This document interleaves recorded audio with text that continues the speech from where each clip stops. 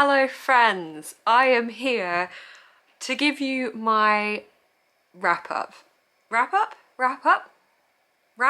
for May. Stop. I am so out of focus in this video for the first 2 to 3 minutes. I do come into focus later on, but oh my god, I'm so sorry. I should have set up better lighting. I even say I should have set up better lighting. This was spontaneous and I now do not have time to refilm for like another week and a half.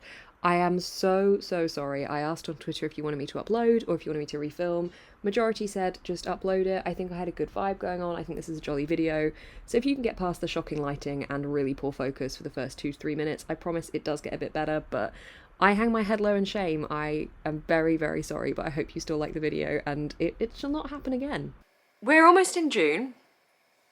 What? So I'm gonna be wrapping up. It's the super speedy wrap up for May. It is nearly 9 o'clock, which means, and in the evening, which means the lighting is going. There is not much of it. I could set up my ring light. I could do that, but this is a bit of an impromptu filming session.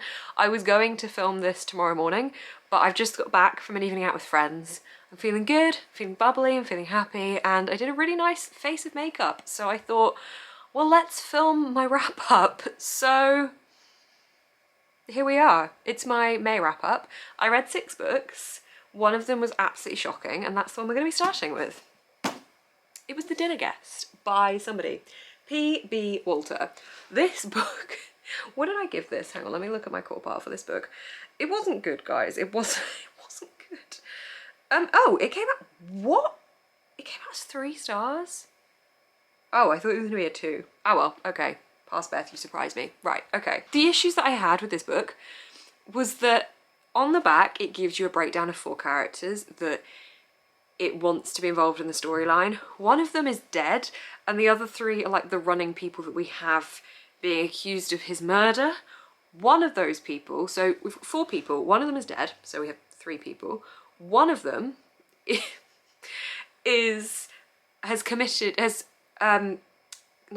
confessed to the crime on page 2.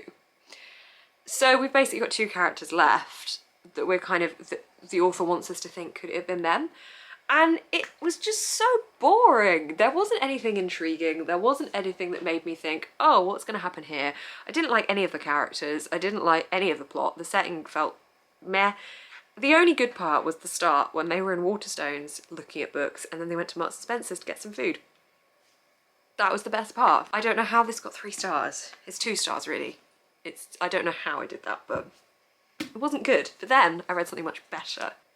I read Plain Bad Heroines by Emily M. Danforth. I loved it. This is a gothic, kind of verging on dark academia. I'm not really sure if it sits there. It's set between the 1900s and now-ish, where in the 1900s there is a boarding school and some girls are found dead from wasp attacks, versus now, where there is being a film made about what the hell happened. And there are hauntings and there are bad things happening and it's all very much like, oh my god, is this history repeating itself? Or is it just set up and meant to look like this? And I loved it. This is a feminist, strong story of 3 heroines in the present day, and then the school teacher and her girlfriend in the past, in the early 1900s, and their relationship to the people that are dying and how this is all happening. I loved it, and I gave this 4 stars. Just superb. I think it was like 4.5 actually, but Corpal doesn't give me points. So yeah, 4 stars, 4.5. I just thought it was fabulous. It's very big, so it did take me a lot longer to get through, and this probably was mainly the reason that I didn't read quite as much this month, or last month, by the time you're watching this, because it was just so big. But it's well worth it if you want something feminist and fierce and bold to make you feel empowered and strong, but also something that's quite creepy and has an amazing dark atmosphere to it. Pick this up. Then I read Caroline O'Donoghue's All Our Hidden Gifts. I read this one because I was working on an ad to promote this book, reading it, and my views and opinions are all separate from said ad, but to be transparent, I did work on a paid promotion for this book. I loved this. I loved it. This is set within a kind of magical world slightly. There is like Wiccan-y witchcraft stuff going on here. There is a tarot deck found in school by our main character. She does a reading for her ex-best friend, and after that the ex-best friend goes missing and she thinks it's all her fault. She teams up, she gets some friends together and learns some magic to try and understand what the hell's going on here. The witchy vibes, the atmosphere, everything in this book was absolutely fantastic. I loved it, and this is my first 5-star read in a long time, it feels like. It's a pretty short YA, but the atmosphere and the friendships and the magic, I just loved it. It all clubbed together to be something that I felt was very special. So I would really, really recommend this one. Just bloody loved it. Then I read Mina and the Undead by Amy McCall. This is set in the 90s, 1995, the year I was born. This follows Mina, who is very into horror films, and she has come from England to New Orleans to visit her sister who is studying university. She's studying at university in America. And as she is there, some weird murder, death things are happening. People are dying. There are very suspicious circumstances around their deaths that link this all to stuff that Mina recognises from murder, serial killer stories from the past. And she decides she's going to investigate this and pick it apart and find out what the hell is happening. I loved it. I absolutely loved it. This is Amy McCall's debut novel, and if you are into anything to do with New Orleans, if you're into vampire-y type stories and serial killer-esque stories, if you like listening to true crime podcasts and things like that, I think that the backstories to this would really, really interest you. I absolutely loved it. I gave this one 4.5 out of 5 stars. The atmosphere was amazing, and now I want to read even more about New Orleans. After reading this and Bridge of Souls by Victoria Schwab, which is set in New Orleans, I'm very interested in this time period. I just thought it was really, really good, so I would really, really, really advise this one as well. Then I read Legendborn by Tracy Deorn, which I've just realised my bookmark is still in because I did this as an audiobook. It is a poster note. I was reading this one pretty much throughout the whole of May because I didn't really do many activities that invited listening to an audiobook. I listen to audiobooks when I drive and I listen to audiobooks when I clean, and I think over the past month I've been on the phone to friends when I've been cleaning, and I've been listening to music and singing very loudly when I've been driving, so I haven't been reading this one or listening to this one as much.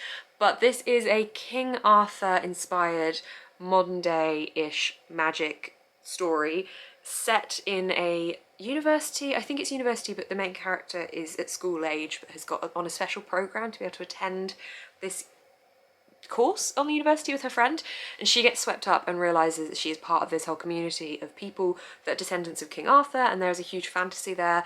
I really liked this one, and I think it was something a bit different in terms of the fantasy system because I haven't read anything to my knowledge that's been inspired by King Arthur's story, but I did feel at times I was a little bit lost. There was so much going on here that at times it felt like I was getting a little bit confused with the magic system because it was quite a complicated magic system, and I've heard other people say that as well.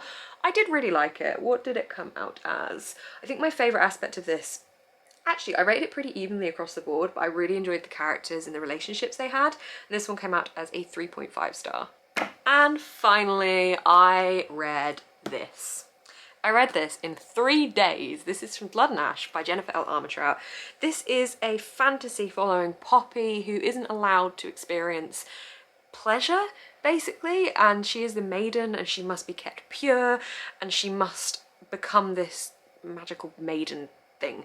Don't really know what the maiden is, but this took 400 pages to get going, to get to a point where I was like, yes, I am very invested in this story now, which is a long time when the book is this big, 614 pages. But for the last 200 pages, it was very exciting. It was very high drama. I was very hooked, I felt invested, and it saved it for me, and I will probably continue with this series. The first 400 pages, boring. Don't know what happened. Could have cut them in half. No plot building seemed to happen during that time. We got a little bit of useful information about characters, but overall, no.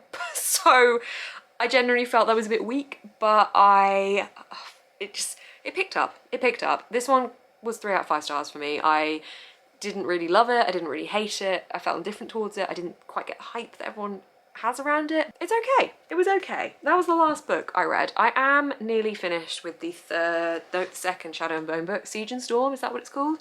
I forget what order the words are in, but I don't know. Oh, there's a siren.